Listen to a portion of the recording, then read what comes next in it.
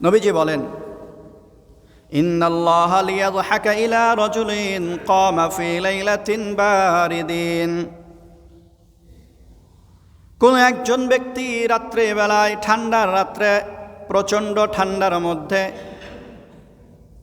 তার বিছানা ছেড়ে উঠে গেল, মিন ফিরাশিহি ওয়া লিহাফিহি ওয়া দিফাহিহি।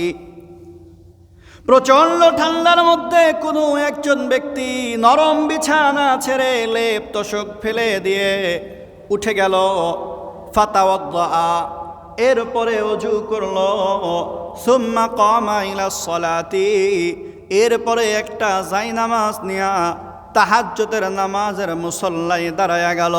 পয়গম্বর বলেন, প্রচণ্ড ঠান্ডার মধ্যে যেই ব্যক্তি আরামের বিছানা ফলাইয়া দিয়া, লেপ তোশক ফলাইয়া দিয়া আল্লাহ তাআলার সামনে নামাজের মধ্যে দাঁড়ায়া যায়, ইন্নাল্লাহা লিয়াযহাকা ইলা রাজুলিন, আল্লাহ তাআলা এই ব্যক্তির এই কর্মকাণ্ডগুলো দেখে আসমানের উপর থেকে হাসতে থাকে।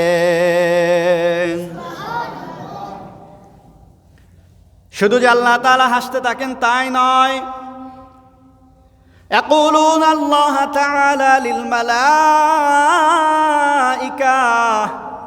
আল্লাহ তাআলা ফেরেশতাদেরকে বলতে থাকেন, মা হামালা আবদি হাযা আলা মা সানা, এই ফেরেশতারা আমার এই বান্দাটা এত প্রচণ্ড শীতের মধ্যে নরম বিছানা ফালাইয়া দিয়া আরামের ঘুম ছেড়ে দিয়ে নামাজের মুসল্লার মধ্যে কি কারণে দাঁড়িয়েছে, মা হামালা আবদি হাযা আলা মা সানা, আমার এই বান্দা এত রাত্রিতে যেই সময় আশেপাশের সবাই ঘুমায়, এই সময়টাতে সে নামাজের মুসল্লায় কেন দাঁড়ায় যায়?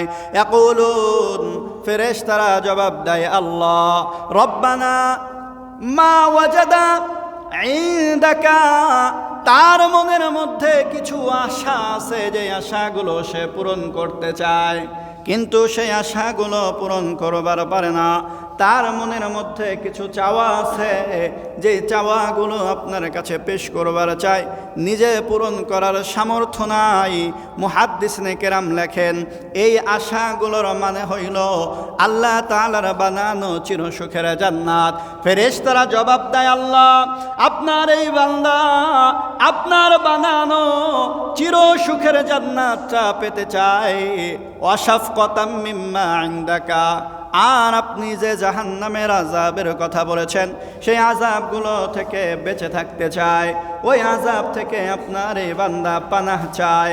আল্লাহ রাব্বুল আলামিন জবাব দেন ফেরেশতারা, ফাইন্নী ক্বাদ আ'তাইতুহু হাযা আবদি, এই ফেরেশতারা তোরা সাক্ষী থাক, আমি আল্লাহ রাব্বুল আলামিন আমার এই বান্দার সকল আশা পূরণ করার জিম্মাদার হয়ে গেলাম।